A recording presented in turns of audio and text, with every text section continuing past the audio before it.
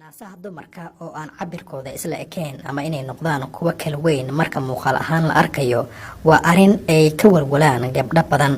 sidaas awgeed waxaa muhiim ah in la ogaado in naasaha oo aan isla ekayn ama inay kala weynaadaan inay tahay arin aad u dhici karta mar walba, hiddo raac ahaan ama sabab aan la garanayn intaba waa ay keenaan. marka aan ka hadlayno hiddaha, waxaa laga yaabaa in qoyska mid ka mid ah xaaladan uu soo arkay. koriinka naasaha waxa uu ku xiran yahay qaabka hormoonka loo yaqaano estrogen oo u sameynayo iyo jawaab celinta uu naaska ka bixinayo, taas oo badanaa bilaabato 2 sano ka hor, qiyaas ahaan markii gabadha ay qaangaarayso ama marka gabadha uu dhiiga u yimaado, gaar ahaan marka ugu horeysa ee ay isku aragto xeedka ama dhiiga. intaasi kadib naaska waa uu koraa. xilliga koriimada ay socoto, naaska waa uu kala kori karaa inkastoo farqi aad u weyn aanu jiri karin, laakiin waxa uu isa soo gaaraa muddo 6 sannadood gudahood.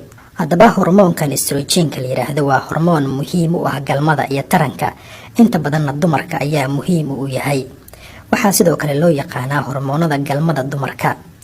ereyga estrogen waxaa loola jeedaa dhammaan hormoonada kiimikaal ahaan la midka ah kooxdan.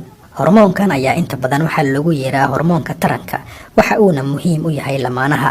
wixii xilligaasi ka dambeeya koriinka naaska waa uu isbedelaa xilliga uurka iyo xilliga xeedka gabadha uu yimaado.